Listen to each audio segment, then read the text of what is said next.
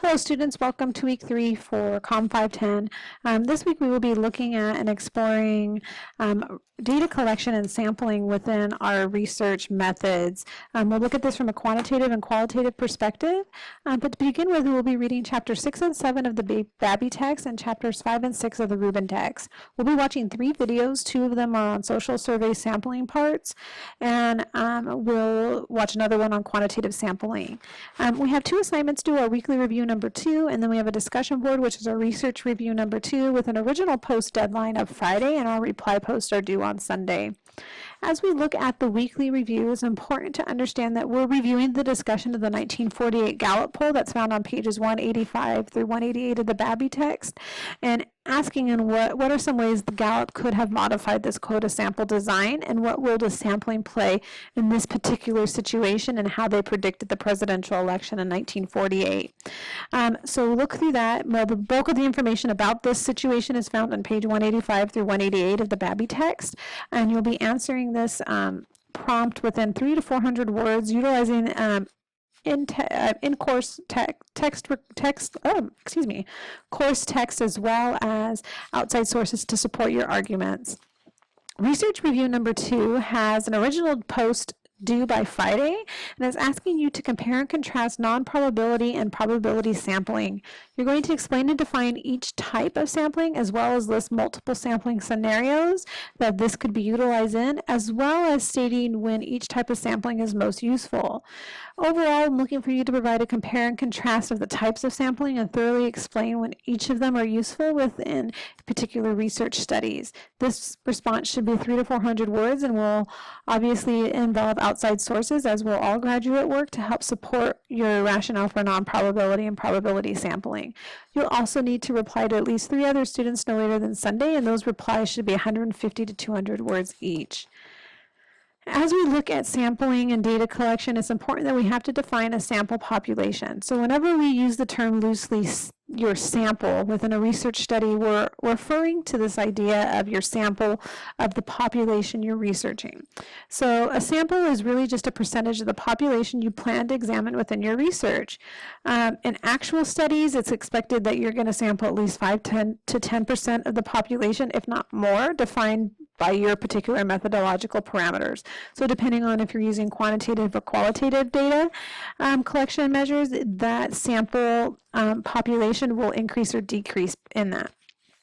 In pilot studies, which we're doing in this course, you're expected to sample 5 to 10% of the sample population. So if we identified that the sample population is 10,000 and we're going to sample 10% of that sample, if we're going to 10% of that population, our sample population will be 1,000. In a pilot study, we would sample 10% of the given sample, so it would be 10% of 1,000, and it would be 500. Really, pilot studies, which we're doing in this course, just help us understand if there are enough factors to determine that full study research is needed. Typically, quantitative studies sample at least 500 to 1,000 people, if not more, depending on the size of your population. And qualitative studies typically sample about 24 people, and that's also definitive on the number of people within your given population that you're examining your research within. Quantitative data collection asks you to utilize survey-based research instruments that will provide statistical output of particular feelings or information within a communication phenomenon. So we're garnering statistical information, we're computing feelings and experiences into a quantifiable method to determine how effective or how likely people feel about given situations.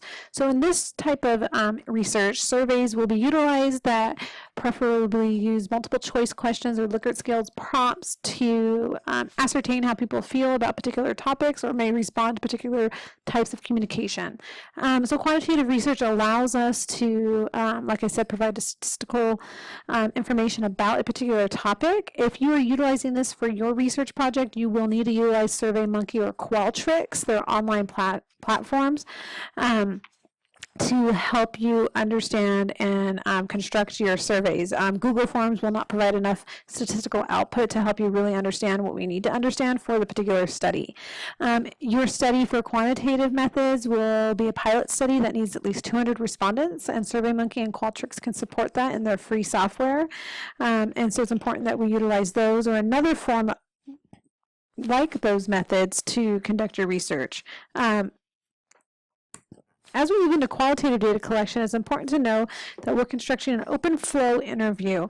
Interview guides are used to ask open-ended questions that require the interviewee to tell the narrative from their perspective of a particular communication phenomenon.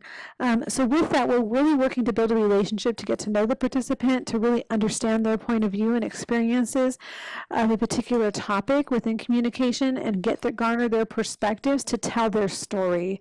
Qualitative research utilizes the function of storytelling and narrative construction to understand how people may feel at a deeper level than you would get from a quantitative study. As you construct sample interview guides and surveys, you can see here how some questions are worded. In a qualitative interview, we may ask somebody, can you describe how you first became aware of deaf culture or deafness, or how you first became aware of a particular topic. It's a prompt in qualitative research we utilize by asking them to describe how they feel about something in a way to get them to talk more deeply about it than just flat out asking them how they feel about it. If you ask them to describe, that's already evoking the idea that they need to tell us more about this particular thing.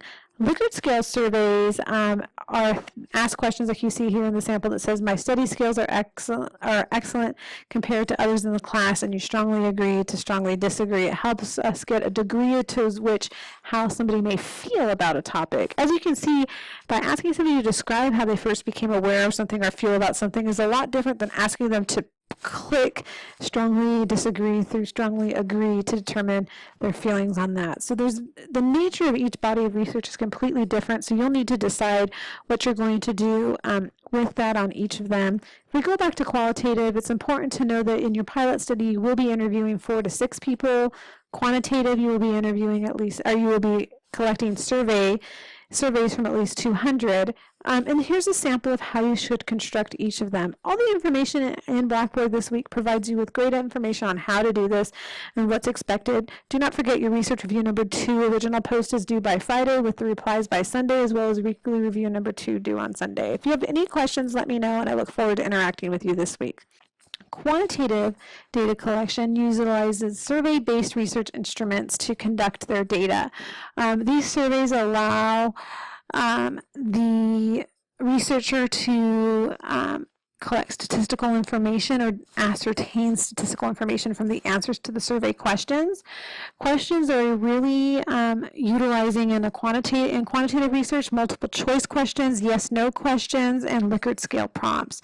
Typically, multiple choice and Likert scale prompts are the ones that are most preferred because they draw on a number of different factors to gain knowledge into what the population or what your sample may be thinking. Yes or no doesn't provide very much depth to the answering the question. A Likert scale, asking somebody on a scale of 1 to 5 to rate how they feel about a particular thing, provides more information based on something besides just saying, do you feel good about this, yes or no? So surveys for your research particular project will need to utilize SurveyMonkey or Qualtrics. Google Forms is not allowed. They don't provide enough free in-depth analysis of your responses. It just kind of calculates the data for you. SurveyMonkey and Qualtrics will provide some preliminary quantitative data just using their free version that will provide enough depth for us to do our pilot studies for this for our critical assignment. If you're using quantitative, your pilot study will need to have at least 200 respondents at minimum. Qualitative data collection utilizes an open flow interview that's really designed to gather a conversation or narrative, a story of what is happening with your interviewees. Interview guides are utilized, but these are utilized more as a guide to help direct the nature of what your of what you're trying to answer within your research questions. Interview guides are comprised of open-ended questions. They try to evoke the telling of a narrative, so telling of a story by the interviewee, and work to build a relationship with the participant. The point of qualitative research is for you to get in there and to really begin to experience the communication phenomena that the person may be experiencing from their perspective of the participant, and really utilizing that in a way that was conducive to answering your research questions. I do apologize, phenomena is spelled wrong in here. Spell check didn't convert that for me when I clicked to fix it, so I apologize for that. However, the researcher in this qualitative data collection is really trying to immerse themselves in the research. You're really supposed to be taking the lens on and providing the perspective of what life is like, or what this particular aspect of communication phenomena is like for your research, for your interviewee. If you're using this type of data collection, your pilot study will utilize 4 to 6 people. So keep in mind that may not seem like it's as much as